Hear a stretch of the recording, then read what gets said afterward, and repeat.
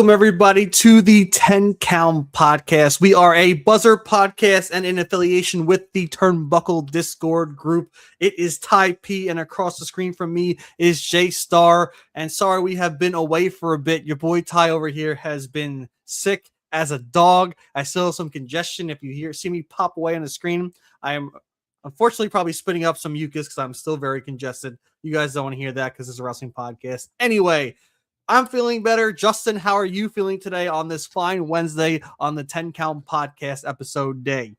I feel better now that we're here. You know, when you miss a week of the pod, it kind of feels like you're missing a part of your family, you know. And obviously you were down with the sickness, no pun intended, last week. I'm glad to have you back. I'm glad that you kicked out. And we have a big week. We have SummerSlam night 1, night 2. We still have SmackDown coming up. We have a go home show of Monday Night Raw that wasn't great. We'll just leave it at that for now. And you know, we just had AEW Redemption, and we had Cruz Montana arrive. Grayson Waller dropped a bomb, and I'm looking forward to talking all about it. Let's go. Stussy6 said, I think the count was longer than dude. It was a freaking 40 count, maybe even a 50 count for me. I tried. I was like, let's do tomorrow. Thursday when I'm like, I'm worse. Let's do Friday. I'm like, no, I can't. I was like, I'm just, it was bad. I couldn't speak. I was coughing every time I spoke. I just laid in my bed, took off work, just hacking everything up. Yeah. My wife had to hold down the fort with Declan, so props to her for holding it down with the son. But yeah, now we could. I mean, there's a lot I want to talk about, especially from last week when I couldn't speak at all without coughing, but. First thing up at the top, Omega attacks Ospreay, and we had a feeling this was the route that had to happen. No way that the hometown crowd was going to boo Ospreay out the building, even if they turned Ospreay heel. They were going to cheer him, so this was the only route. And it was an interesting way to do it, right? Because the Death Riders, John Moxley was like, take this bag, put over Kenny's head, do what you need to, pull the trigger. He attacked Moxley. I didn't think that was going to happen, but they're really shedding anything heel from Ospreay behind him so he can be full mega baby face heading into this match at All In. So, I mean, Justin, how did you feel about A, him kind of discarding the Death Riders, and B, Kenny, and also, I mean, the Young Bucks posed with Kenny after the attack. So how did you feel about kind of the Elite possibly going full force heel? I mean, I'm sure we'll find out more tonight on Dynamite. It is Wednesday, so you know what that means. But I thought it was interesting, right? You see the during their tag match, you see the confliction on Will Ospreay's face, right? You see that the Jacksons are down and out. Moxley just wants to keep taking it to him. That's what the Death Riders do. That's what John Moxley does, trying to have Will Ospreay bring out that inner savageness that you'll do whatever it takes to get what you want, and that's that AEW World Title. Will doesn't pull the trigger later on in the show. He gets the ultimatum, right? His opponent, Kenny, is down and out. Here's the bag. Do it. Doesn't do it. Does it kind of make does it make Will look weak? I don't know. Like, now the Death Rider Ospreay thing is completely over. Right? That little project is done and over. I don't know how I feel. Does it make Kenny a heel? Because Kenny, as far as I'm concerned, Kenny sees the bag in the ring. He doesn't really know that Will ripped it apart. Right? Like, he was out. And he sees just a bag. He thinks that Will was potentially going to do it, and he took advantage. He hit a one-winged angel on Will Ospreay, and then the Bucks obviously conflicted, but the Bucks are going to stay on Kenny's side. I don't know. I think tonight we find out more. I hope we get a conclusion to it, because I don't know. Like, was that a heel turn for Kenny Omega? I really don't know. Yeah, I think tonight, like you said, a lot rides on what happens tonight. And real quick, I'm going to hit the chat. Matt with the let's go at the 7:08 p.m. for the pod. Thank you, Matt. Stussy6 said it's a fascinating dynamic since both groups Ospreay is between have a history of turning heel and various wars with each other. where the heel face dynamic. It's true that it's happened a lot in AEW history. Didn't we get some version of the Elite versus Team Mox 3 years in a row in Blood and Guts and Anarchy in the Arena? We have, right? So there is this never-ending kind of eight ball that's going on between these two teams that they always kind of intersect at points in time. However, I do think, in my opinion, they're going to send Kenny heel. I think it's weird because Kenny's promo was, I want to do things the right way this time. And this is not the right way if he does go heel. But also Young Bucks just came off a huge mega heel run and now have been super babyface. So I can't see them falling in line with Kenny. But maybe tonight we see them kind of be like, yo, like, we got to do this the right way and maybe backpedal.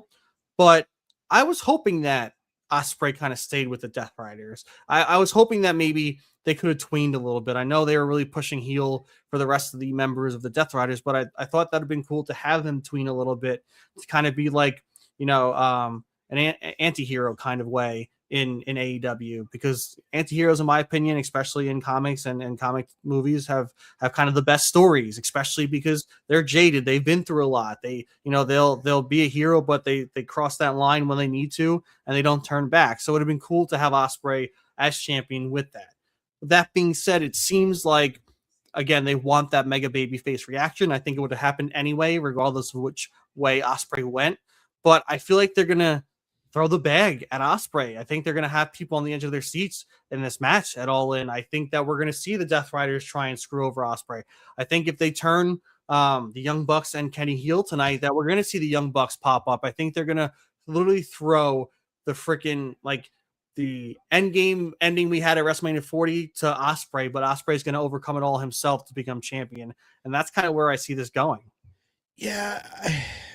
I don't want the Death Riders now to get involved anymore. Like, it's all done, right? Just you have to cut it dry. But to your point, now I feel also that it's going to be will against the world. And I also don't want that, especially at All In, because don't you feel like that would be overbooked for what this match is supposed to be?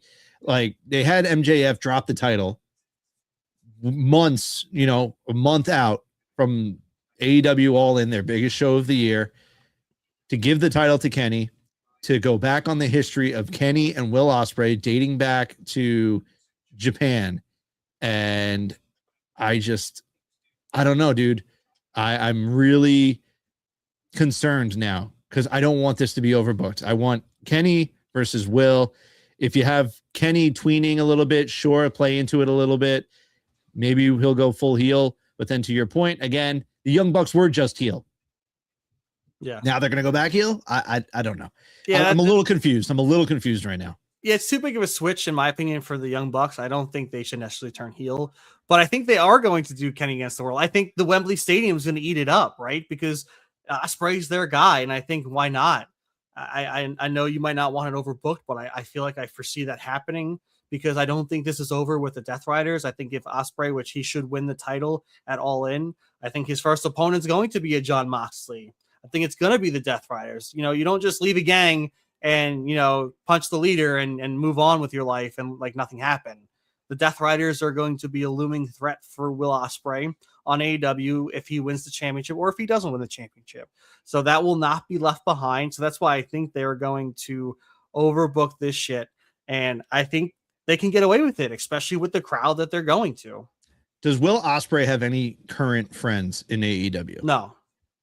That's the issue. Like, at least when, like, let's try to compare it to the Avengers Endgame at WrestleMania. At least Cody had people to back him up. Obviously, we knew the bloodline was there for Roman. We knew the bloodline was going to show up. We at one point didn't know who was going to show up for Cody, right? You have the Undertaker's music hit. Like, there was a few surprises. You have the Shield music hit for Seth. Is it literally just going to be Will Ospreay versus the world? That's what I could be. But then at that point, I don't know. Yeah, but AEW is known for like the kickouts of all the insane moves and stuff, like the one counts after a huge like finishing move. So like it's not out of the realm of possibility where he can fight everyone off himself or just be resilient enough to win. And real quick, I just want to hit the chat. We have CC Gamer Girl 94. Welcome back, guys. I'm new in the chat. Welcome to the chat. We appreciate you conversing with us and chatting with us. I see we have you say Will might hesitate against Kenny at All In. I freaking hope not. And she also mentioned last year at AEW All In, it was like endgame between Hangman and Moxley. It was. And I think that's, again, if this is their, their big PLE or big pay-per-view, I think they're going to keep doing that, because if the crowd's going to eat it up, and like I said, like if this wasn't in Wembley, I don't think the idea would be to overbook this, but it's in Wembley and they're already going to be so excited for this match.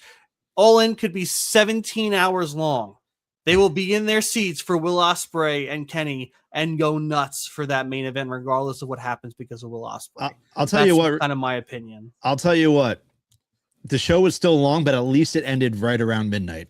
At least the main event didn't start at 12:30 at night. So shout out. So they're getting better.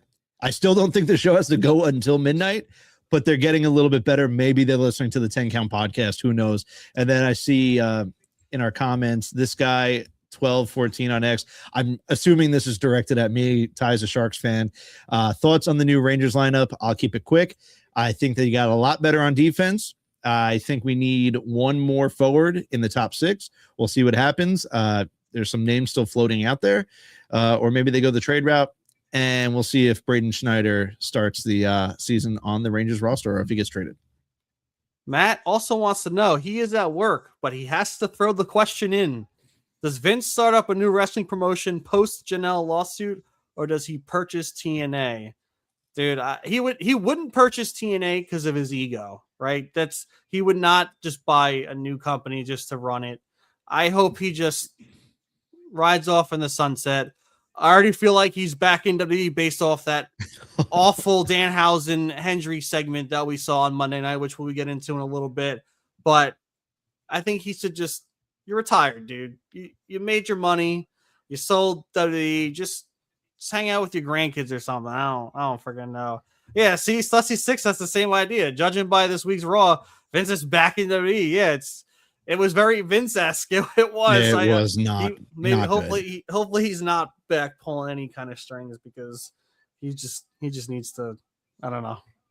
It was not good. But for my last comments on Omega Ospreay, I'm hoping once again we get a clearer direction tonight on Dynamite. I need a confrontation between Omega and Ospreay. I need Omega to explain his actions at the end of Redemption, and hopefully we'll start seeing where it's actually really going. And CC Gamer Girl 94 said Danhausen and Joe Hendry concert was like High School Musical. It was hilarious but cringe. Yeah, so it was funny at first, but then when they kept saying I believe you are cursed thing over and over and over again, and then I saw dancers and I'm like, okay, this is going to go on for way too long. Like the payoff took way too long to get there. There could have been just like 3 I believe you are cursed, or I don't know what it was. I was flabbergasted about what I was you texted watching. Me like while it was happening. I haven't disliked a segment like that in years. Like that to me, it was just too cringe for me. I couldn't. Yeah, we'll get into it a little bit more in the Monday Night Raw reaction section of the show.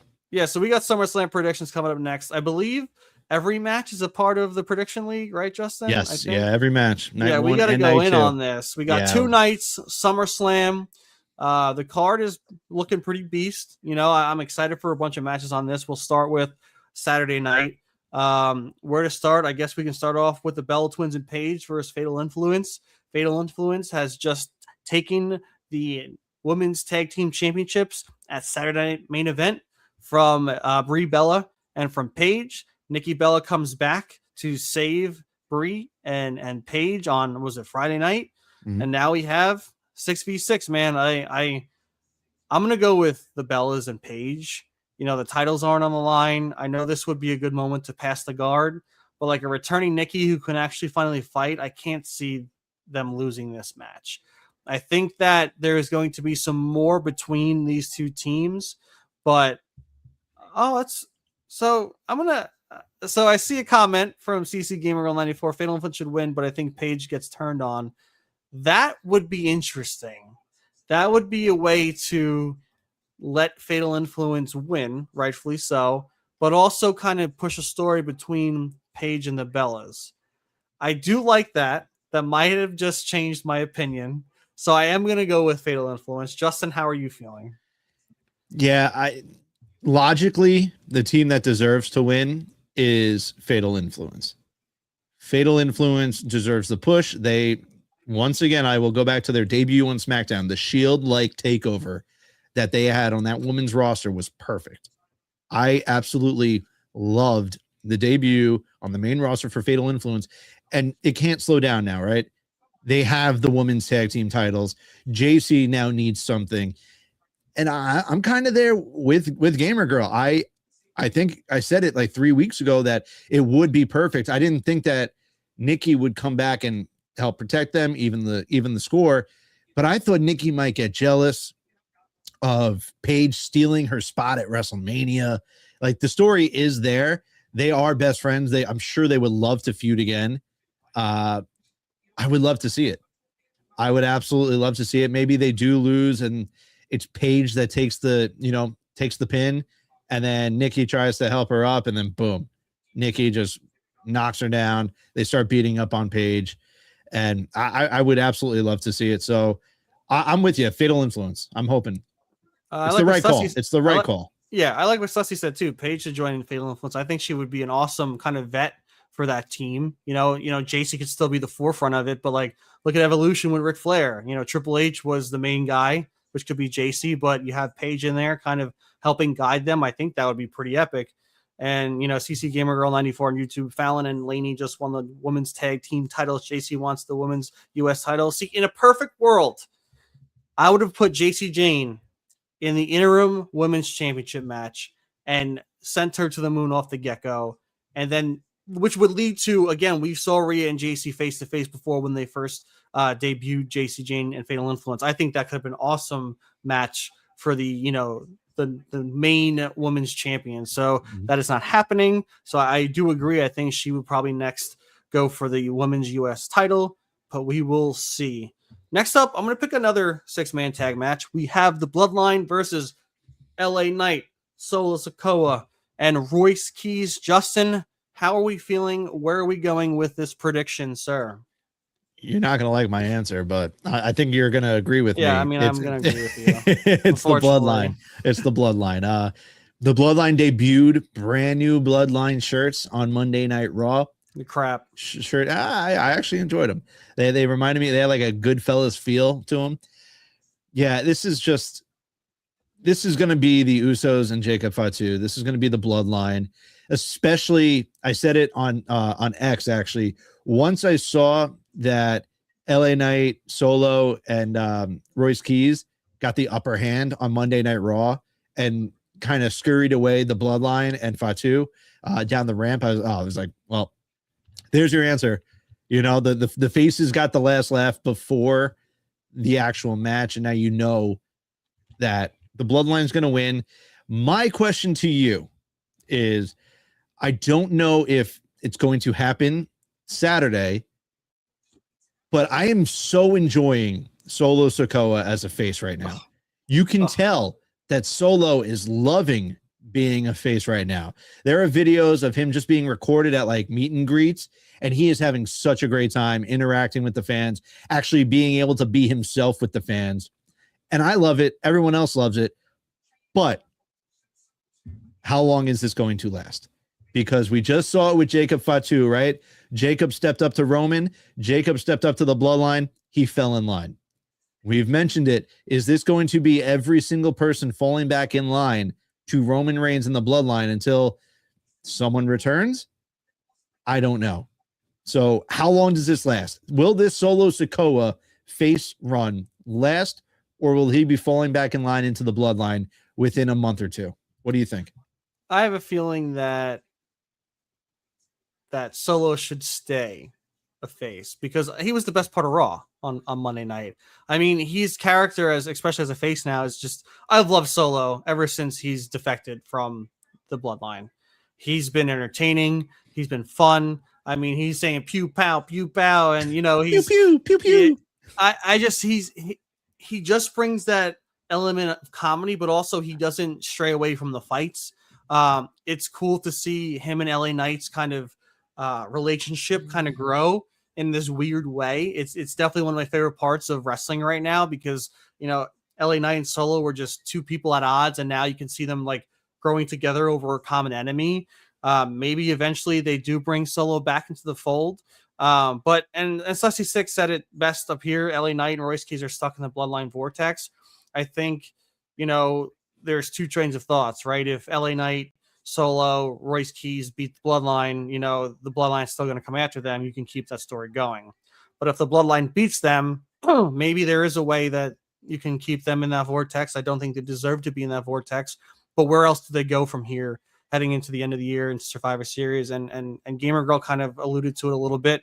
You know, Survivor Series, War Games, you know, is it going to be the Bloodline again, some version of Bloodline versus LA Knight and Royce Keys and Solo again? Or does Solo defect during that match? So I'm a little torn, man. I think we should. I part of me does want to go with the faces, but I mean the faces. I guess people still like the Bloodline, so they're not technically heel. But to me, just like the Bloodline, especially with Jacob Fatu, I can't see them losing right now. And you know, they're trying to really beef up the Bloodline again. So I feel like a loss right here would kind of deter them a little bit from that trajectory. But also, they don't really need it. I don't know. So I'm just going to go with you, dude. I'm going to pick the Bloodline. I'm really torn on this prediction. So I'm cool with going the Bloodline. Danny Huckins, PW on the YouTube. I have a feeling this will be the worst SummerSlam ever produced. When you have 12 matches and I'm only looking forward to 2 or 3, there's something wrong. Everyone in creative needs to be fired. Yeah, I mean, Monday night is kind of telling of what might happen this weekend, which is a shame because they're gearing up for, you know, Cody Punk for the first time. We have, you know, Seth and Roman kind of maybe finally hashing whatever their, you know, decade-long rivalry has been. I think there still is a lot of cool matches that are going to happen, which we're going to talk about in a bit.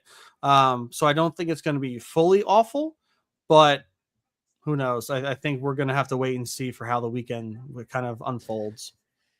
Yeah, this just all leads back to this build up to SummerSlam feels like the build up to this previous WrestleMania. And it's the fact that these superstars are not fighting. They're not wrestling. No. And that's what we miss, right? The road to WrestleMania is special when they are fighting, not just getting into arguments and brawling and then getting it broken up by security and, you know, Shane Helms and Kenny Dykstra. Yeah, it's special when there's actual tension in matches. And to that extent, like Punk and Cody, I'm looking forward to that match, but they've also been fighting. They've also been telling a story at house shows. Yep. They've been telling these stories, and that's why that's the match that I'm most interested in. Like, sure, I know Liv Morgan just you know, she was like, oh, I'm 100 days as champion. She hasn't defended the title once. And I'm a Liv Morgan fan. You got to defend, you got to fight. And it'll forever, the roads to these major PLEs will forever feel neutralized if they aren't producing matches. That's it.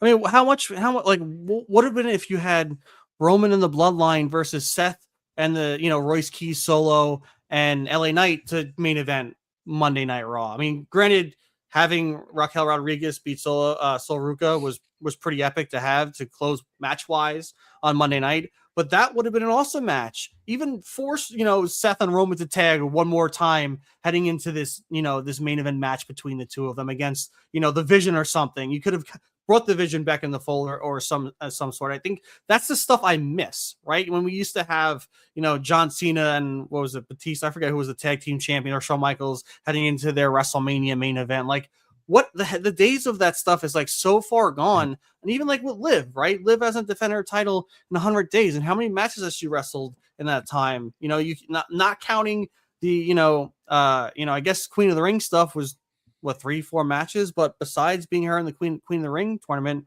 where she wrestled, like it's really like it detracts from the championship, it detracts from the story, and it's frustrating, dude. Like we come from an era where like these people were forced into matches weekly on Raw and SmackDown, but also on the house shows and the house tours. I cannot. I feel like this is gonna be a very ranty episode, and I feel like the chat is also kind of giving that as well. So I mean, let's look at it. Have we all had a rough Monday? Yeah, is that what's going on here? So real quick, CC Gamer Girl says Jacob was shoving Jay and Jimmy on Monday. They're not on the same page. That is true. That could lead to some cracks in the bloodline. It's not the first time the Usos fail Roman. Remember Mania 39 against Sami and KO. That is correct. But that also was like, I felt different because that was a huge moment for Kevin and Sami, which was well needed for them in my opinion. WrestleMania night 1 this year was commercial. Oh, I was so mad. I was seething in my seat when every commercial would pop up. Danny Huckins PW on the YouTube. How is Braun Breaker, Carmelo Hayes more Ilya Dragunov on the SummerSlam card? But we have Danhausen versus Dom. I don't know, and a lot of people are pointing this out with Braun Breaker, how he looked on Raw. Is that kayfabe? Is it not? I mean, the dude is standing behind Maxine and Austin Theory. To me, that is a shame, dude. Like I don't know what's happening. You removed essentially Paul Heyman from the situation, which I think is awful. Who knows when Bronson Reed's coming back, but you had Braun Breaker on fire. Granted, he got injured, but he should not be tag team champions with Austin Theory. He should have speared them all himself as well and went on his way after Paul Heyman, said, you guys are on your own. It's not unlike Braun Breaker to be unpredictable. I know we're going to get into Monday Night a little bit. I know we have to get through these predictions, but just the things that are going on right now, heading into this huge PLE is crazy to me. They're head scratchers for sure. They're 100% head scratchers. Yeah. Slessy6 said, having weekly matches make a difference. I completely agree. Bren has only defended her title once, but she wrestles most weeks. She does. That is a fact. And to their point, Ren QCC is very entertaining. I enjoy all their segments, right? It's not the same old, let's fight or let me disrespect you.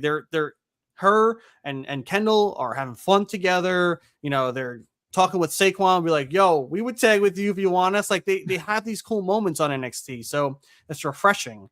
CC Gamer Girl says, I see Iyo winning. Raquel just won the Women's Intercontinental Championship, plus Liv is cursed still, and that's going to tie into how Judgment Day falls, and Roxanne is going to pit them against each other. We'll talk about that in a little bit. And Slessy6 said Braun wrestled Roman at last year's SummerSlam. Yeah, which is freaking full circle now. He's not even on the card. I digress. Let's keep going. We have Gunther and Nick Aldis. Justin, how do we feel about this one? This is honestly probably the match that I'm looking forward to. Top three for me on both nights. Nick Aldis is going to surprise people. For no one that has seen Nick Aldis fight, this man is incredible. This man as Magnus back in Impact, former NWA world champion. I like the digs that Gunther shot at him on Friday night. I think that they've been keeping Aldis in a suit for a reason. He hasn't ripped off his shirt yet. That man is jacked. That man is insanely jacked. And he's going to surprise a lot of people. I don't think he wins. It's going to be unfortunate that he loses this match. I don't think it's going to be a squash, though. I think Aldis is going to give it his all. He's going to push Gunther to the limits. And now that I know he had to resign, right? Pretty much as GM of SmackDown. I don't know if he gets it back right away after this match, but I would like to see a little active run for Nick Aldis. Like now Nick can be like, all right, I lost to Gunther, but a lot of you people pissed me off while I was GM. And while I am not GM, I want to meet you in the ring. And give me like 3 or 4 more Nick Aldis matches, see how it plays out. give some feelers out. I'm sure the fans will love it. And then you could put Nick Aldis back in a GM role. Because I know if you watch Chris Van Vliet or you listen to Chris Van Vliet Weekly, when he had Nick Aldis on, Nick said, I'm not ready to retire. I want to lace him up more. And I think a goal of his was always to lace him up inside a WWE ring. It's going to happen this Saturday. I can't wait. I absolutely cannot wait. With that said, Gunther. Yeah, so real quick, Sussy6 says the career reviver Gunther. He's reverting on his retiring people now. He's bringing careers back. Yeah, so I mean, CC Gamer Girl 94 said it best as well with you. Gunther wins. Nick is only stepping down as GM temporarily and might get extended. Yeah, I think you guys are both on the same page. And who knows, maybe this is up to Nick if he wants to be full-time wrestling again. You know, he's put in the time as the authority figure on SmackDown. So if he wants to go wrestling full-time, hey, so be it. I think that would be awesome. I think it's going to be a great match. If they squash all this, but they gave McAfee a valiant effort against a Gunther, I will freaking, I don't know. I will be ranting on all social media platforms. I think they should give all this a showing with Gunther, which I think is going to happen, but ultimately they're not going to have Gunther lose. It's going to be a Gunther win. If he loses here, I don't know what happens to Gunther. Maybe he goes down a freaking spiral of some sort. That is to be seen, but I don't think that's going to happen. Danny Huckins PW, all this also faced Cody Rhodes at the first All In 2018, where Cody Rhodes won the, I think, NWA World title, which is a fun fact. Thank you, Mr. Danny, for that one. And Danny also said, if all this becomes full-time in ring, new GM should be AJ Styles. That would be pretty epic. And finally, Sussy6 said Nick is only 39, just the right age for a main event world title push. That is correct, my friend. But who knows? I mean, if he's a GM and wants to fight, maybe he'll just put himself in some matches, become a heel. I mean, how old was AJ Styles when he debuted in the Rumble? 38? Yeah. Right. And then he went on to have, I mean, he's the phenomenal one for a reason. Yeah. But I mean, who's to say that Nick Aldis can't go? Right. It's true. I mean, there's a bunch of men well over 40 that are still putting on great matches. I can't wait to see Nick Aldis in a WWE ring. I'm very, very, very excited for this match. Great. Let's do it. And now we're at the second half of the card, which is the pretty beast half of the card. I'm going to start off with some Liv Morgan, Iyo Sky. CC Gamer brought it up before. I am going to kind of swerve what she said a little bit and go with Liv Morgan. I think Liv Morgan is going to win. The IC title win by Raquel kind of swerved me a little bit. I kind of figured that the Judgment Day was going to, diminish after SummerSlam this year, but I think they're going to stay cockroaches a little bit longer. Justin, what are your thoughts? I agree with you. Liv hasn't defended the title yet. I truth be told, I think Liv needs to have one defense under her belt with this reign, and she's got to defend it more. I don't see her dropping it yet. Maybe at Survivor Series, I can see her dropping it. But I don't think it's now. They're pushing Liv. They know they're backing Liv with everything the machine has to offer. They gave her a music video. They gave her a song. They're doing all this stuff with her. I don't see her dropping the title yet. I think the Judgment Day get involved. Obviously, Iyo doesn't have her friend right now. Her friend is Rhea. Rhea has, to an interim. She had to drop the title for a little bit. She's hurt. We discussed this 2-3 weeks ago. I think the numbers game comes into effect, and I'm with you. Although Liv is still cursed, I think the numbers game will help. Yeah. And the CC Gamer Girl kind of put up an interesting point. Stephanie could return and cost Liv. She didn't forget what happened at WrestleMania, nor wrote her off. I mean, it's true. That is a huge possibility. We are going to see probably a bunch of returns or debuts on SummerSlam.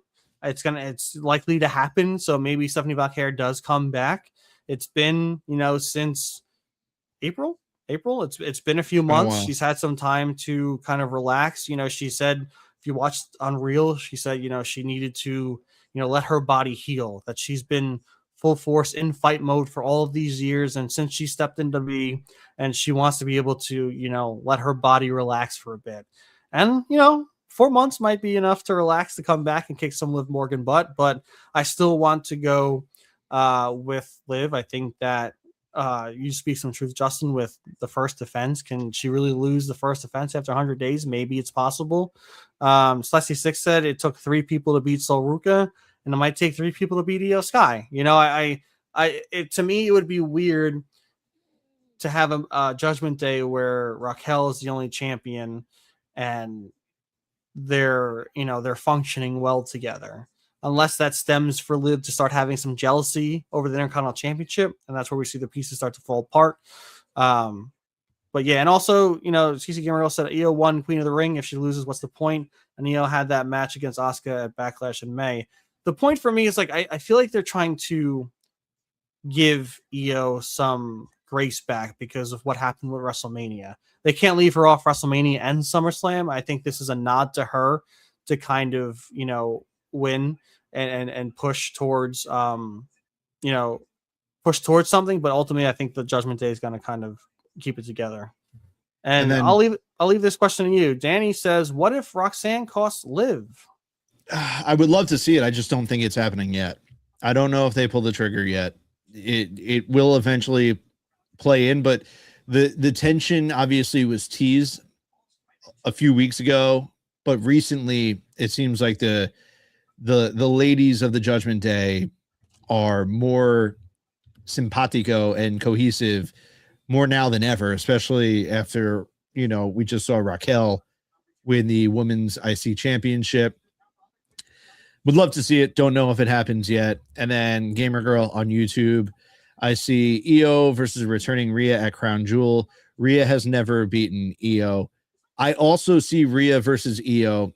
It has to happen, but I don't necessarily. That's one of those matches where I don't know if a title is necessary. Knowing the history between Rhea Ripley and Iyo Sky, I think that should just be a singles match. Everyone knows what's going on. Everyone knows what's at stake with Rhea, especially. I don't necessarily think that match needs a title. So when is Crown Jewel this year? Because we have October 10th is Money in the Bank, right? Then we have different, right? Yeah. We have SummerSlam, Survivor Series, obviously November, because it all depends on dates, right? Because Crown Jewel, I think it would make sense to have, Iyo versus Rhea. I think that'd be awesome to have that for the Crown Jewel Championship and have maybe, Rhea win to finally have one over on Iyo. But if it's in a month or a month and a half, like, they're not going to resolve that interim championship for the SmackDown brand by that time. So I can't see that happening unless it was well into December, maybe, past January. That's the only thing that it's looking like it's late October or early November. It looks like it might be Saturday, November 2nd. Okay. So, that's enough time. If that's the case, that is enough time for if Iyo did win against Liv, that you can have Liv versus Rhea if she comes back in time. But are they going to have an interim champion for, 2 months? I guess that's possible. Yeah. I can definitely see it happening that way. Yeah. And then Stussy here, I assume the original plan was Liv versus Rhea, but plans for both fell apart with injuries, which that's the nature of the beast. That's what happens. Yeah. All righty, Justin, we're going to go with Femi, Brock Lesnar, Hell in a Cell. Who's winning this one? Femi. I'm not even going to. Yeah. After watching Monday night, we'll get into Monday night afterwards. Watching what Brock Lesnar did, Femi's winning. Brock's trying to get in his head, flipping him the double birds and everything. Oba's going to destroy him. Do we know if this is kicking off the show? I don't think they announced it yet. I'm assuming as much, though. I think that would be the smart play. You know what we say about Brock Lesnar. When he's on a PLE, if he's not main eventing, he's opening the show so he can get his ass out of there. Yep. So I wouldn't be shocked if it's Oba versus Brock opening the show, Hell in a Cell. They go on for 10 minutes. Oba wins. No, it's gonna be longer than 10 minutes. I don't know, man. Think so? I don't know. I would say over under. I'm giving them match time, not with entrances. Match time from the opening bell to the 3 count. I'm saying over under 12 and a half minutes. All right. And you can pick the over or the under. I'm probably leaning the under. I'm picking the over. All right, that's a little friendly bet right there. I like it. And CC Gamer Girl 94 on the YouTube says Oba wins. Brock sees Oba as a younger version of himself. He puts him over like he did with Cody. I completely see that as well. And maybe, Brock does the boot thing again, but I feel like he can't now because no one's going to trust him. But I think the right thing to do would to be put over Oba like he did Cody. Kind of a passing of the guard for the new next big thing. Stussy6 says the match will be shorter than it takes for the cell to get lowered. So it looks like Stussy6 is smashing the under with you, Justin. Yeah, I want to know, whoever's in chat right now, over under 12 and a half minutes for Oba versus Brock. I'm curious to see the answers. Obviously, Stussy is on my side with the under 12 and a half. Yeah, I mean, I'm going to also go with a Oba Femi win. Danny Huckins PW Triple H killed the Hell in a Cell match excitement on Busted Open today. I did not watch that today. Mm-hmm. He was on Busted Open. He was. I didn't get to listen to it though. Damn, well, it's WWE radio now, so okay, yeah, it's true. That's a whole nother topic for a whole nother show. We are way behind schedule. This one's going long. CC Gamer Girl, Drew and Punk open Bad Blood, so I see the same thing with Brock and Oba. Yeah, I mean, that's going to get the crowd real hype to start the night.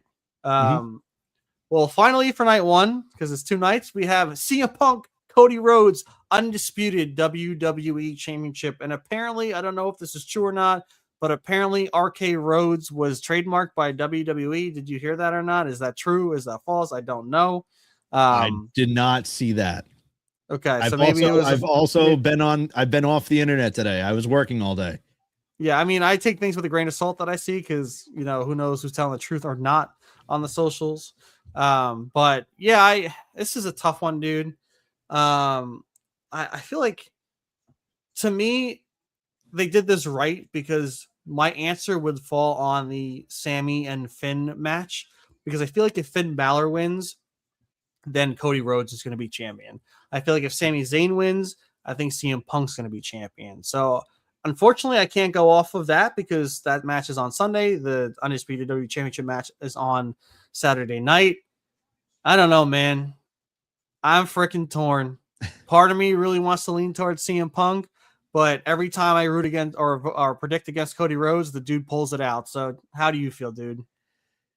I'm going to go with your boy. I'm going to go with CM Punk. I believe that I'm not going to say it's going to happen Saturday night. It would be awesome if it happened Saturday night. I think we are on the verge of this Cody Rhodes heel turn. I truthfully believe we are going to see a heel Cody Rhodes. Danny PW right there on YouTube said it.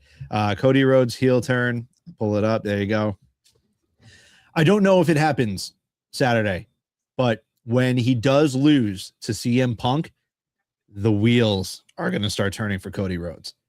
Cody is going to realize, all right, what do I have to do now? What is next for me to get back that belt that I so cherish, that I so love, that means the most to me in this whole entire world? So I'm going to go with Punk. I think Punk is going to get into Cody's head, and we are going to start seeing the spiraling happening. And Cody is eventually going to turn heel. It would be awesome again. Like I said, it would be awesome if after the match, they go to shake hands. Cody's so pissed off. Boom. Low blow, like Stussy just said on YouTube. To finish it out, now you have the world champion, CM Punk on the ground after a low blow. Cody's getting the shit boot out of him as he walks off the stage. That would be awesome. If not, the wheels are going to start turning. So Slicey6 said, got to go with my tribal chief, CM Punk. And then TC Gamer Girl 94 says Cody wins the title at Saturday night's main event. Saturday night's main event. Oh, Sunday night's main event in the city. Oh, is there a Sunday night main event? Is it? I don't.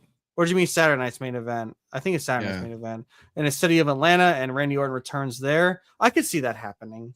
I could see because I think CM Punk's gonna win this. I feel torn, but I like the direction you all are going with, and I could then see if Saturday night's main event is in Atlanta, Cody could. Oh, there is a Sunday night main event. I didn't know this. Sunday night's main event. Look at that. News to me. I was under a freaking rock, a sick rock for the last week, so news to me. But yeah, I think that's a good route. There's going to be if Cody's going to win the title belt back, why not do it in Atlanta? Why not do it in his home city? But yeah, I would love to see the heel turn. I want to see CM Punk retain. He is mine and Slussy's. Well, I guess The Rock's my tribal chief, but I digress. And I kind of want to go back to what Danny Huckins said. Apparently, Triple H told them that Brock has taken Oba under his wing, and they spent hours together hanging out and going over stuff. I understand what pro wrestling is, but did you have to talk about this before that? I completely agree. Don't bury the magic before the magic happens. Talk about it after the fact, kind of what Unreal does. But before the match, like I don't want to know their buddy either. I kind of think that's kind of lame. Yeah. Cool. All right. Night 1 done. We got night 2. So apparently this was announced a month ago, and it's the only PLE in September so far. I guess I have to do my homework better. I'm living under a rock too, dude. It's been a long few weeks. So night 2. Let's go with let's go with Danhausen, Dominik Mysterio, Human Money's on a pole match. The winner will keep the $100,000 Danhausen stole from the Judgment Day. Justin, who's winning this one? Danhausen.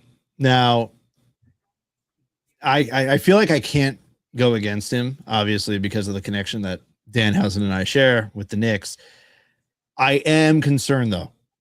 I do think that the curse lives for a little bit here on Dom. I think that this curse might even push through to potentially having Dom lose the AAA Mega Championship. I don't know, possibly, but I see Danhausen winning, although I wouldn't mind if he lost in this spot. This could be a numbers game where, once again, we just mentioned Judgment Day with the numbers. Judgment Day can take advantage. They can pin down Danhausen while Dom goes and gets his money back. I would love to see it because I don't want Danhausen to go on this like Goldberg-esque undefeated streak. I don't want that because I feel like that only spells not good things for the future. But with that said, I do think Danhausen wins. He keeps the human monies, and then hopefully the Judgment Day can move past Danhausen. We need something new. Yeah. So I mean, Sussy 6 brings up Ryan Garcia. Yeah, horrible. CC Gamer Girl 94 brings up the point of Danhausen winning. Dom losing is how he loses AAA title to El Grande at Triple Mania. And also JD might get involved, but it's going to backfire. Yeah, but also you can't forget what happened on Monday. The Judgment Day and Ryan Garcia did attack Joe Hendry. So Joe Hendry is going to get involved during this match in some capacity. And for that reason, I think Danhausen's going to win. Yeah. I think we're going to think that the cards are stacked against Danhausen. His minis might pop up to try and fight off the Judgment Day, but they will get smacked. But I think we're going to see Joe Hendry with the guitar in the wrestling ring. If I'm going to quote Clue, that's going to help Danhausen win the human monies on a pole match. Quote Clue. Yeah, it just gets me a little nervous, right? Yeah. You can only he's eventually going to have to lose a match here, right? Yeah.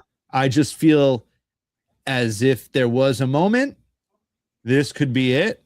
They could make something. They could write Danhausen off for a little bit, give Danhausen a much needed break. That man has been on Monday. He's been on Friday. He's been all over. He's been on ESPN. He's been everywhere. He deserves a little break. I don't think it's happening right now, but yeah, it's gotta come to an end eventually. It's not going to happen this weekend. Yeah, I agree. Next up, we're going to go with Trick Williams versus Baron Corbin for the WWE United States Championship. Trick Williams. I've never been or have been a big Baron Corbin fan. His cooking and grilling is impeccable. It looks delicious. I wish he could cook me a meal. It'd be amazing. But as it pertains to the wrestling ring and WWE, I mean, he just doesn't do it for me. And Trick has just this aura behind him. He is the future. He is the now in WWE. I was telling him to pull the trigger on him for the WWE Championship back in WrestleMania. I will take the United States Championship for him. But Trick's going to go on this run with the U.S. Championship for a while. I think the person that kind of dethrones Trick will be eventually Carmelo. I think that will do Carmelo justice for how they've kind of handled him as of late. But, dude, Trick Williams is going to, slap around Baron Corbin. Hopefully we see a little bit of Lil Yachty in there, kind of stirring some trouble for Baron Corbin, and then I will be very happy. Yeah, this is Trick Williams. This is just kind of a slap in the face to Carmelo Hayes, man. This match right here.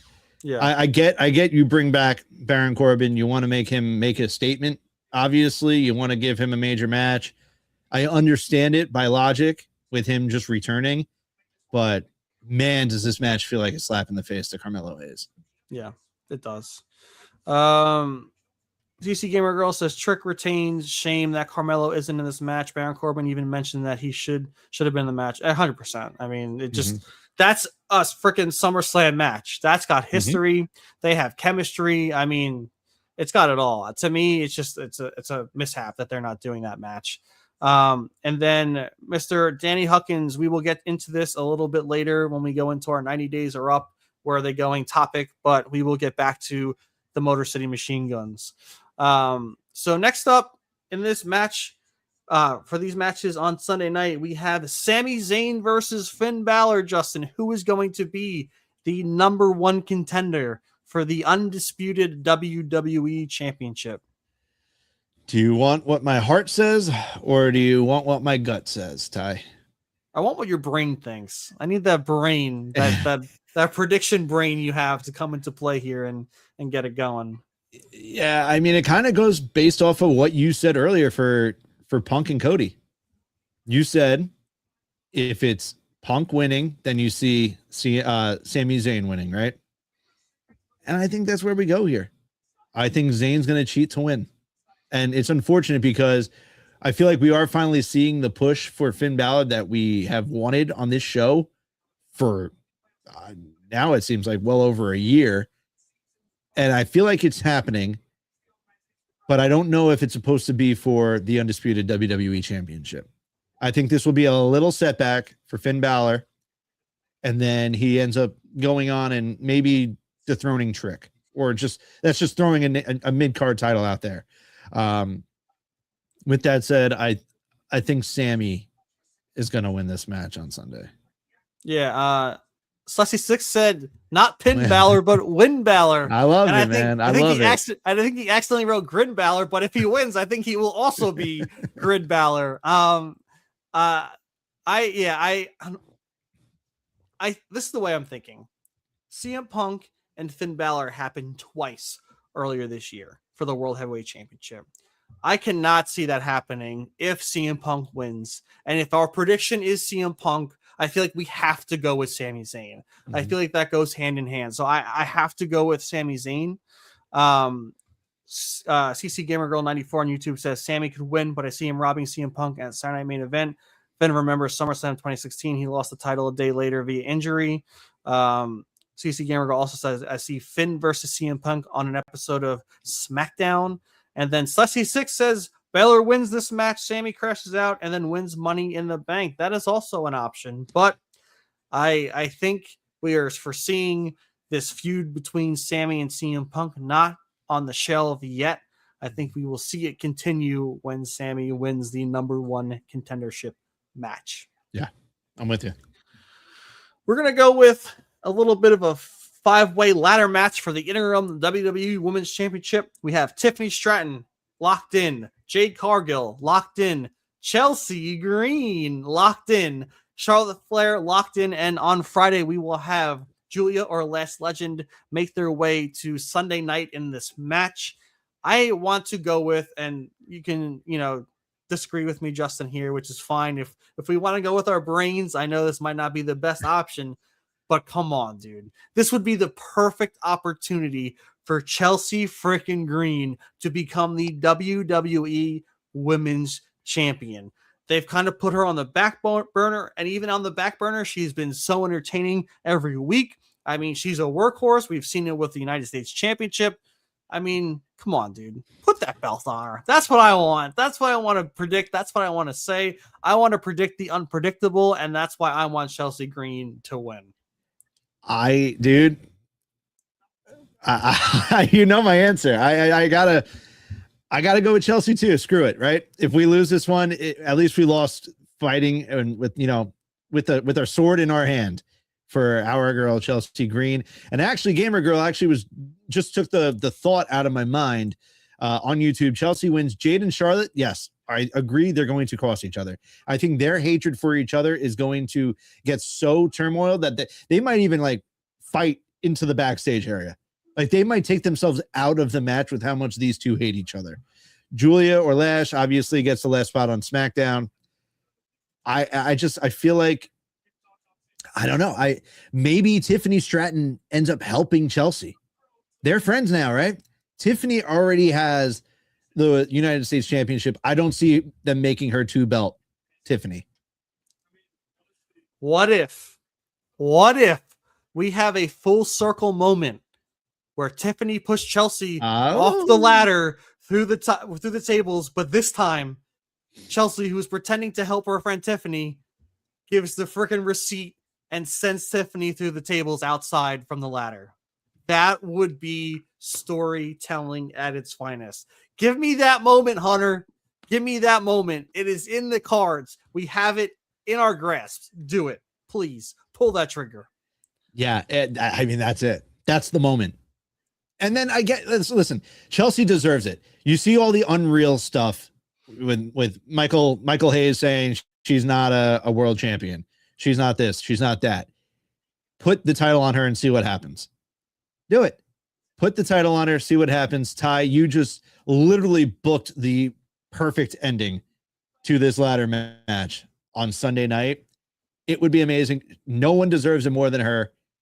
I mean, you look at the rest of the women have already won it. The rest of the women have already been women's champion. Give it to the woman that deserves it the most. Give it to Chelsea Green. My God, do it, please. And it would be interim champion. So even if you don't want to keep the title on her long term, once Rhea is healthy, she has to defend against Rhea. And you know the reaction that Chelsea's going to give when all of a sudden she's celebrating and This Is My Brutality hits. The facial expression on Chelsea Green is going to be Oscar worthy. It's perfect. Preach, my dude. Perfect. Preach. CC Gamer Girl 94 on the YouTube. One thing I want to point out about the tag team titles: Damien and R-Truth faced the War Raiders on Friday. There's a story for the world tag titles between Otis Tozawa and Austin Maxine, not Braun. Yeah, I'm curious to know. I can't see the War Raiders losing to Damien and R-Truth, especially as the AAA tag champions. I think they might hold the fort down on both. So yeah, I mean, we'll see how those tag titles. I don't want to get into the tag division because I will rant forever on that. I've ranted many of times on this pod, especially while we got a lot of predictions and we're pushing through time and we still have some topics. So next up, Penta, Chad Gable, Intercontinental Championship. Justin, who are we putting our cards behind? The hometown man, Chad Gable. He gets that singles championship that has been eluding him for way too long. It's going to be unbelievable. We're talking about full circles here, right? The full circle story for Chad Gable. When Netflix debuted, when Raw debuted on Netflix, you had Chad Gable looking for a luchador. It was Penta's debut. It was really Penta that sent Chad Gable into this ultimate spiral of leaving Alpha Academy, going and becoming the OG El Grande Americano, leading to OG versus new El Grande, which was probably the best match of the year, to now his redemption story, to now him finally winning the Intercontinental Championship in his hometown his home state of Minneapolis, Minnesota. I That's completely agree. No, That's yeah, it. there's it. That's it. That's the prediction. Yeah, I mean, he deserves it. He's been a workhorse. I mean, look at him in the ring. I mean, home, like you said, hometown man. It's written in the stars.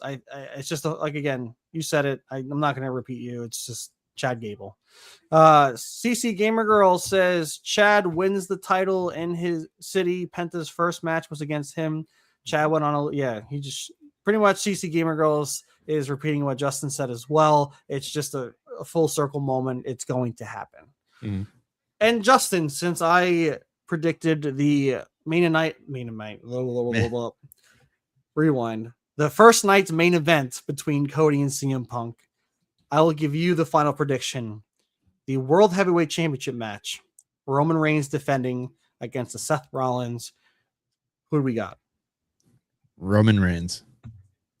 You saw on Monday night. Monday night was the exact reason why we're going to see Roman Reigns retain that title. He let his guard down once. He let his guard down again on Monday night against Seth Rollins. Seth has always been in the back of his head ever since the chair shot that sent him into a spiral, that his best friend betrayed him years ago when Seth Rollins joined the Authority. Roman takes over. And this leads me to, like, is Seth Rollins a heel? He came out in all black again. He's obviously done the heel antics. I was at Saturday Night's Main Event. He brings out Tyrese Halliburton while my man Jalen Brunson's out there with Roman. He's doing all these heel antics, but he's also that architect. He's that guy that knows how to get into your mind. So, like, he's a tweener right now to me. But with that said, Roman's winning, brother. Roman's reign, no pun intended, is not ending this weekend at SummerSlam. Slutty6 said, does Solo still have Seth's back for this match? God, I hope so. I hope Solo comes out and just sends his thumb into Roman's throat and Seth can stomp him for the win. I don't think that's going to happen. CC Gamer Girl also believes that Roman retains. It's not over between him and Seth. It's going to be a War Games match between his family versus Seth, Solo, Royce, LA, and Oba or Big Cass could side with Roman too. And finally, what was more traumatizing, Seth turning on the Shield or Evolution turning on Randy? Oh, Evolution turning on Randy. I was so pumped up for Randy just to get just mauled by his team. So, yeah, I mean, I don't want to say it, but I have to say it. I'm going to agree with you on the prediction. I think it's going to be Roman Reigns. I hope we're thoroughly surprised. It's just like the thing that frustrated me, and we can like kind of transition this to Monday Night Raw reactions. How many times do we have to show the chair shot to the back or tease the chair shot to the back? Roman already got the chair shot back on him many times. I think the biggest one was at WrestleMania 40. So why are we still teasing this chair shot?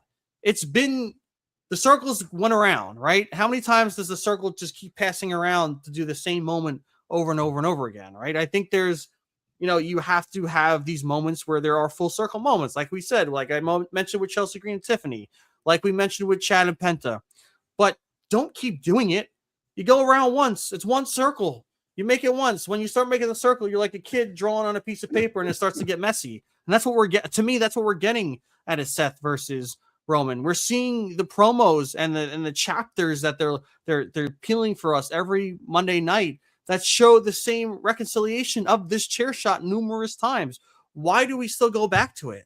Roman still isn't over the chair shot, even though he's gotten back on him so many times. To me, it's baffling storytelling. You don't need the chair shot anymore. You don't need Seth with the back. Is it that much of a red cape? Is Roman that much of a bull for that red cape that Seth keeps giving him? To me, it's just lazy. There's other stories you can portray and tease for this matchup and not just be like, oh, here's the chair shot again, but this time Seth's going to stomp his head on the chair. It was so frustrating for me. It's something that I don't know if it needs explaining. I guess it does from Roman's end, but I mean, it was just such a major moment in now WWE history that it just still, it was the moment. It is what caused all this. It is kind of in a way what caused Roman to become who he was, right? His trust was gone for everyone else other than people of his bloodline. So because of that chair shot, everything that has happened has happened. So Ty, you as a bloodline hater, you should hate Seth Rollins for hitting Roman in the back years ago, because if he did it, it would the bloodline never would have existed. I don't agree with that because, like I said, that chair shot's been resolved 17 times now in the past 12 years. It's just like, to me, like, you can't focus on the same point. To me, like, Roman got his revenge. He had the chair shot numerous times. Even, CC Gamer Girl just said it in chat. The chair shot is Roman's kryptonite. It happened at WrestleMania 40, 41. Don't forget with Sami at Royal Rumble 2023. Mm-hmm. There's so many moments in time where this chair shot has been brought up. But to me, like, that should be the resolution. Once Roman got his revenge on Seth, which he did multiple times, why are we still bringing it up? That's my reasoning. It's a fair point. It's just rehashing the same thing. Like, you can't come up with something new. They can't just be two guys that hate each other, that the chair shot doesn't even need to be, acknowledged anymore because it's been resolved. That's just my opinion. I just think the chair shot has had its resolution. So why does it keep popping up? And to me, it's lazy writing. How many times do you think the chair shot tease happens on Sunday night? Oh, it's definitely going to happen. How many times do you think? Like 2 or 3 times? No, I think it's going to happen. Just once. one major time. I think it's going to be when Roman. We're going to see the same thing kind of pan out from Monday, but then Roman's going to take the chair away and move, and then spear or Seth or something. I think we're going to have a fake out from Roman to show that, oh, I'm better with the mind games than you, right? I think that's where we're going to see that full circle moment, like, which to me would be great, right?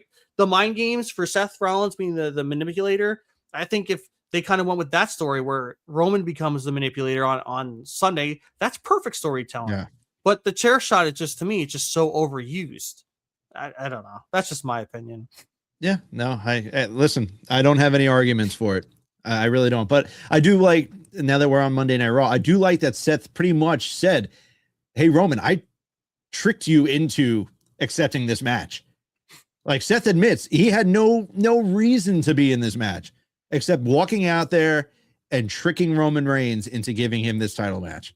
So I like that shows the manipulation factor on Seth Rollins' part, being the architect, is still there and is still present in Roman Reigns' mind. Yeah. Slessy6 said, from a meta perspective, it's interesting that every time they tried to do a Shield reunion, it fell apart due to various injuries. Another side effect of that chair shot. Yeah, it's like, it's the same thing with Division too, right? Because, sometimes things just don't pan out. And CC Gamer Girl says Roman should beat Seth clean, no interference, because it hasn't been like that since Roman won the world title. I agree. Mm-hmm. If they do that, I will be very happy. There should be no bloodline interference in this match. I will be very annoyed if they really go full force with the bloodline interference. I think that would be a shame. And Celestia 6 in 15 years, are we going to get a match between Joe Hendry and Ryan Garcia where they call back to the guitar shot from this week? Dude, full circle moment, man. Full circle moment. I hate that Ryan Garcia is involved. I absolutely loathe that man. He's a piece of crap. But anyway, next topic. Yeah, so I know we're very deep in. You're cool with still going? Yeah, we're good. Cool. All right, so let's get into Cruz Montana arrives, Waller Pipebomb. Waller started off NXT with a bang, literally, figuratively. When you texted me that, I was like, wait, what did he just do? Because again, I was working very late last night, unfortunately. So when I could, I tuned in, watched the segment, and I'm glad, right? He airs grievances. He called Austin Theory a 240-pound idiot, Marty Jannetty, who's allergic to Mike. That's fire. He said, he didn't talk crap about the New Day, but he said, my gimmick was a funeral that was praising other people. And he has been on the unfortunate end, right? Like when he was going to Australia and doing shoeies, and the crowd was very behind him. I think he has the charisma, he has the in-ring ability. He's had the unfortunate events.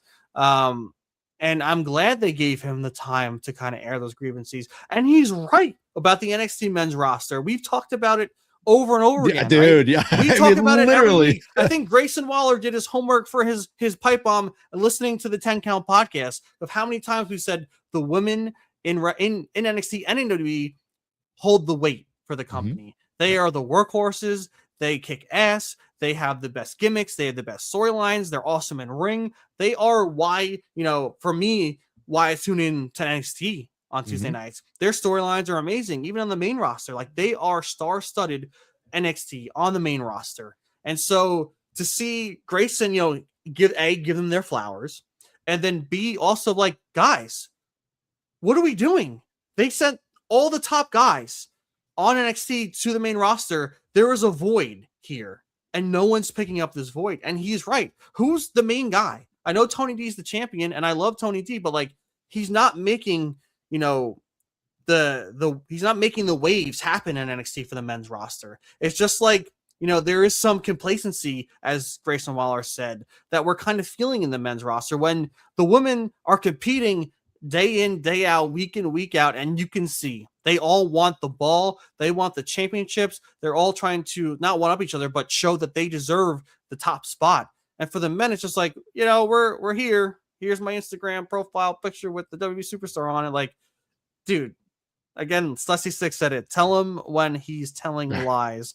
And CC Gamer also said Grayson was going in all in that promo last night on WWE NXT. How did you feel, Justin, about this one hell of a promo by Grayson Waller? Dude, I'm a huge Grayson Waller fan now. He was oozing passion. He was just letting everything out. You can go back to, I bring up again because he's a friend of the podcast, Chris Van Fleet, the interview with Grayson Waller. Grayson said, man, I'm frustrated. I deserve what I deserve. I know when I go out there every single day, week in, week out, when I'm put in that ring, I'm giving it my all. I'm doing this, I'm doing that. And he's not telling lies. And going back to the women, he gave the women their flowers, rightfully so. We give the NXT women and the women of WWE their flowers every week because they deserve them. We speak truth. We speak what we see.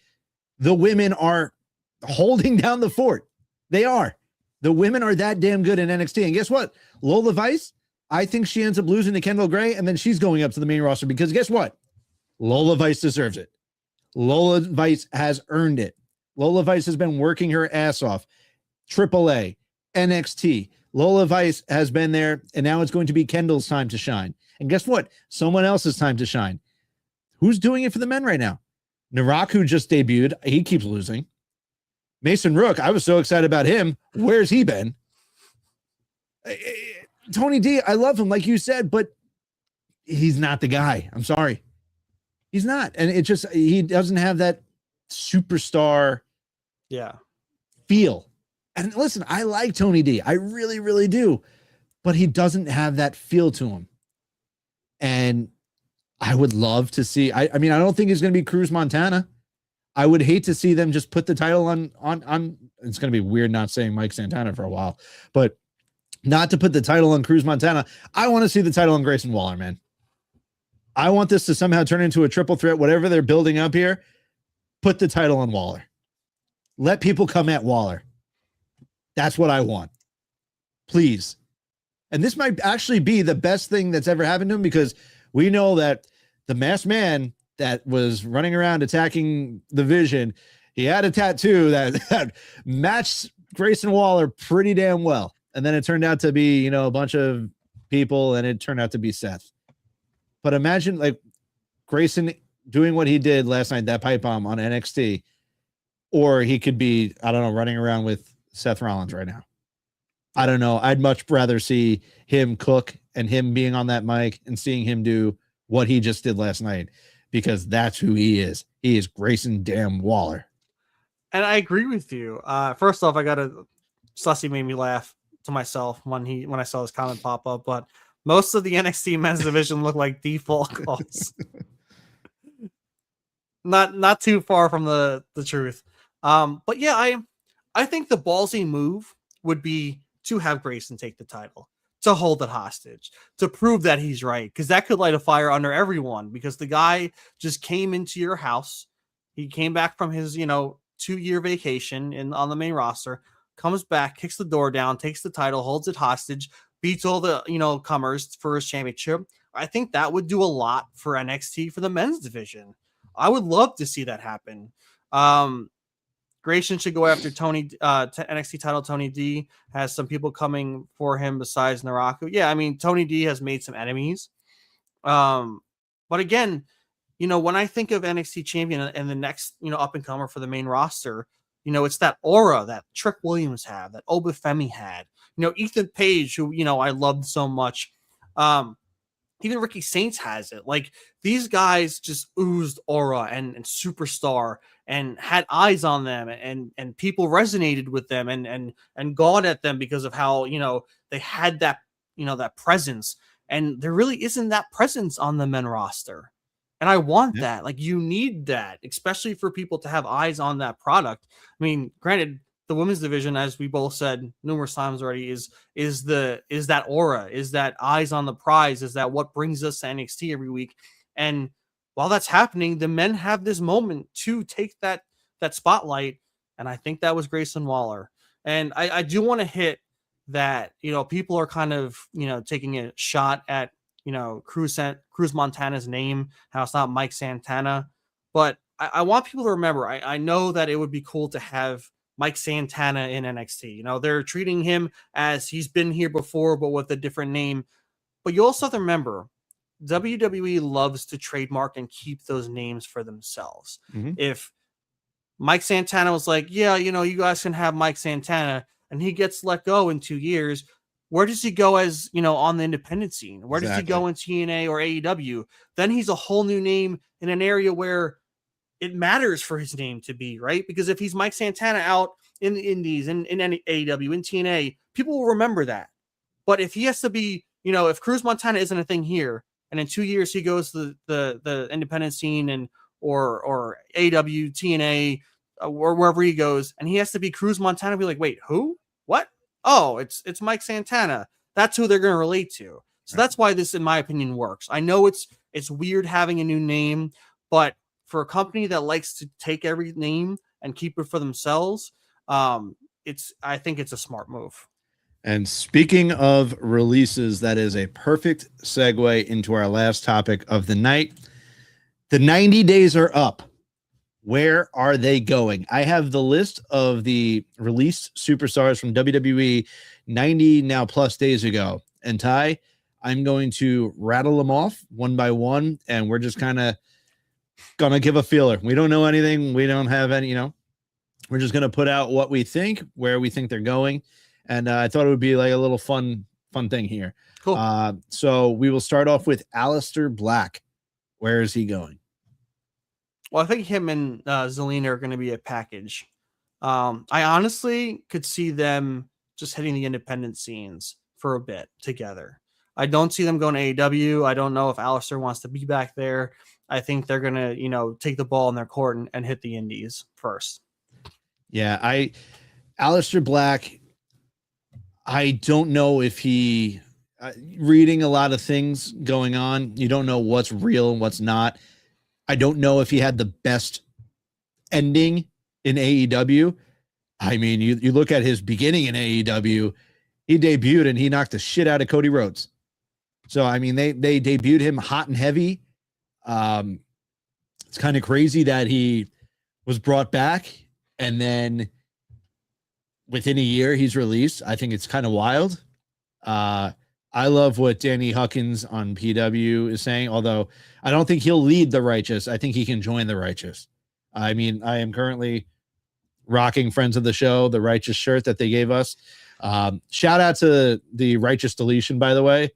That was an unbelievable cinematic experience on TNA. If you haven't seen it, please go watch it.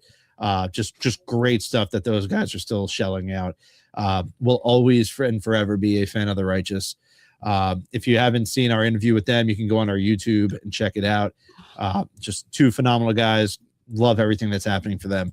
I can see Aleister joining TNA though, and possibly doing something along the lines of something with the Righteous. So I'll say TNA. The independent scene, obviously, also a major factor here. I think he could do a little bit of both. I thought it was interesting that Zelina had Andrade El Idolo in her little Twitter package. Maybe she goes to AEW. I don't know. It would be fun to see that though too. And then with the names. Yeah, and then next up we have Bo Dallas. Sorry, I was reading the chat. Next up we have Bo Dallas. I believe I saw someone mention him earlier. That's what I was looking for. I can't find it right now. There you go. I see New Day going to AEW. I think Bo goes to TNA from CC Gamer Girl 94. I can also see him going to TNA. I don't know if he fits in with AEW. Yeah, I feel like they might try and I think Bo Dallas, I think Joe Gacy, I think Dexter Lumis.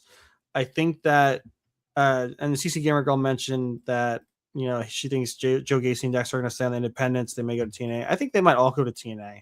I think they're obviously not going to do the White family, but I think they're onto something that can flourish and work in somewhere where it could be a TNA or even on the independent scene. So I do see Bo Dallas going to TNA. I could also see Joe Gacy and Dexter going with him to TNA and kind of making a kind of a creepy faction, and I think it would work tremendously over there. Yeah, so right after that, Dexter Lumis, Eric Rowan, Joe Gacy. Obviously, we saw Joe Gacy. He is back on the independents. I know he just did an interview with Chris Van Vliet. That should be being released in the upcoming weeks. I see them running independents for a little bit. I don't know if I see them going to TNA, maybe TNA, maybe AEW, but I definitely think that they're going to run an independent circle for quite some time.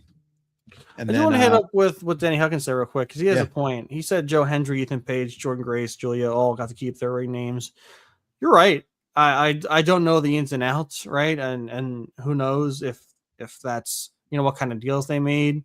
But definitely a good point. I could be wrong there. You are right. Yeah. Next up, Kairi Sane.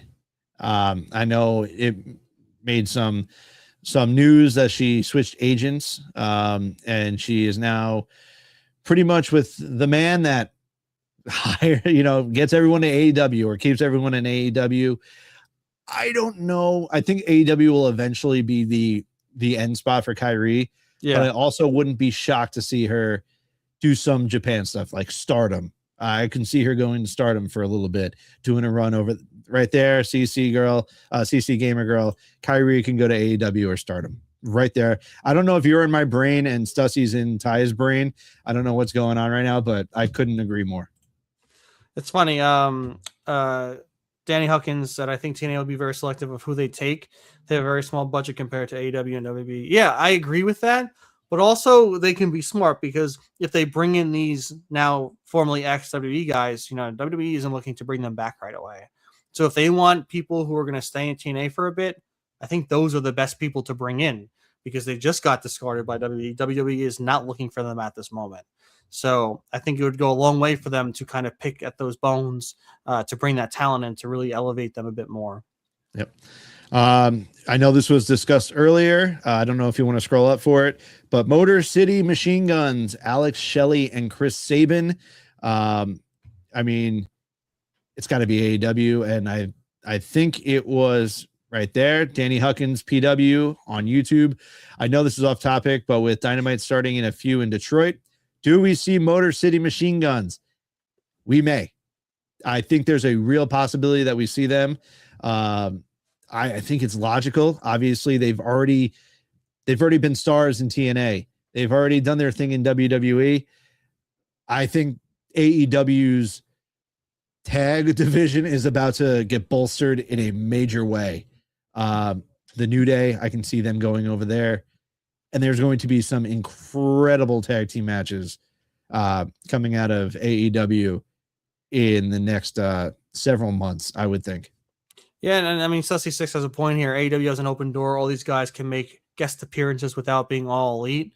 That is also fair too. They can, take a step into that locker room, kind of do a trial run on their own.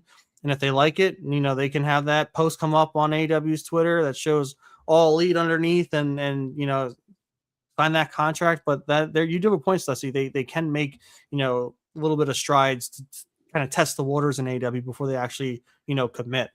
So apparently CC Gamer Girl is saying it SummerSlam won't have the first free hour starting SummerSlam this weekend. That is, that changes my idea on, maybe not of the Hell in a Cell starting it, but I think Cody and Punk have to end, maybe not, but that is a interesting statistic. Thank you, Gamer Girl. That is. And then we have, go. Oh, sorry. And then Apollo is in TNA right now with Cedric, which is the type of moves that TNA needs to be doing. Cedric, Apollo Cruz, or I think his name is Ono or Oho or something like that right now in TNA. Those are the signings that they should be doing. Yeah. Bear Bronson, another friend of the show, perfect signing for TNA. Amazing. Crushing it in TNA. The Righteous, a perfect addition to TNA. These are the people that they need to be attracting. Ricky Sosa, a huge pickup for TNA. They know that they're a breeding ground, but they can get those stars before they go on to obviously AEW or WWE. Let them do what they got to do. They're a breeding ground. It's the unfortunate way.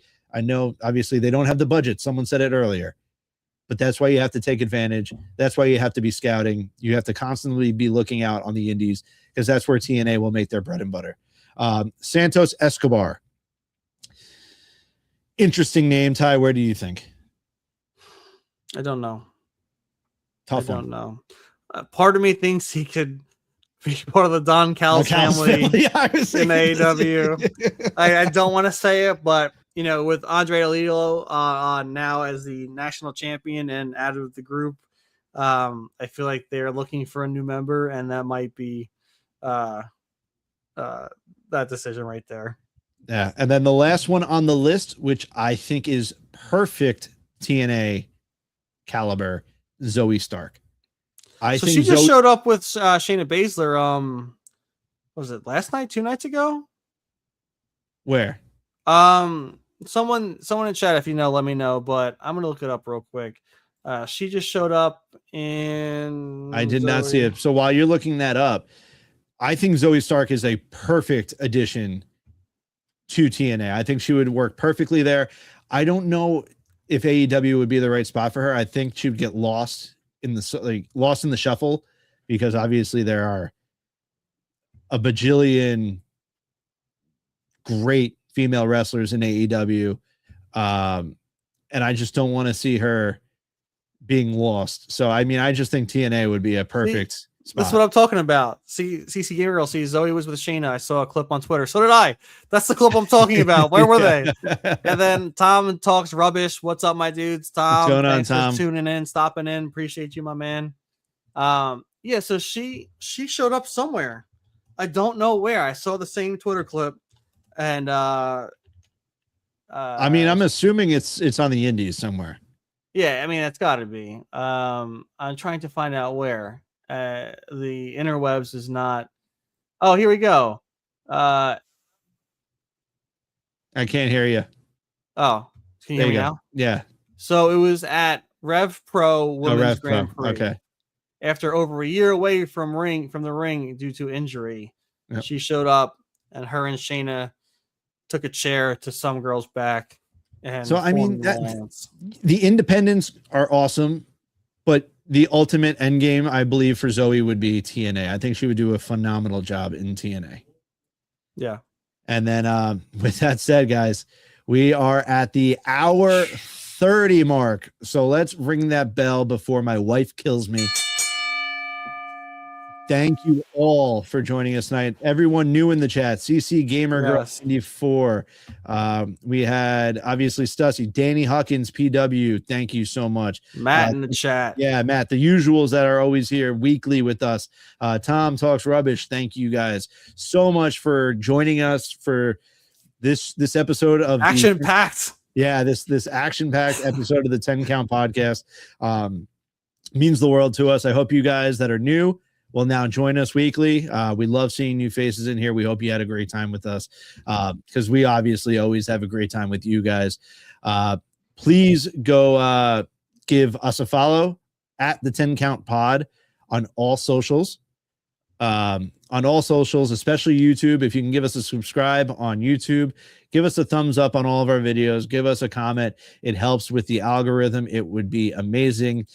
Top right-hand corner right now, we have a QR code that leads you to our official merch shop on ProWrestlingTees.com. It also has the merch of our buddies, the Wrestling Junkies podcast, who are also, that leads me to now, Turnbuckle family. Come join the Turnbuckle family. That is the QR code to join our free Discord. It is the best Discord community around, bar none. Also join Turnbuckle Gold, $5 a month. Get you all the weekly rundowns for Raw, SmackDown, the PLEs, and any other breaking information that we can get to you first. Well worth it. We're all working hard over there to give you guys the most enjoyable content that you could possibly get. And then last but not least, sign up for Buzzer. All sports, no noise. It is a new app/website that is just straight to the point, no advertisements, just all sports takes. You can go watch people for any basketball, hockey, baseball, basketball, pro wrestling, whatever you want. We got it. Go give Ty a follow at TLP_maximum on X. I am at JStar on X. And until Sunday, maybe we'll do a SummerSlam pre-show if we can get it happening. I'm down. Yeah, so we'll get here. We'll get on before SummerSlam, maybe during SummerSlam. I don't know. We'll figure something out. Ty, I will talk to you in a little bit. Once again, thank you all for joining us. Until Sunday, it is Ty, it is JStar, and we are out. Oh, thank you. Oh, thank you. Oh, thank you.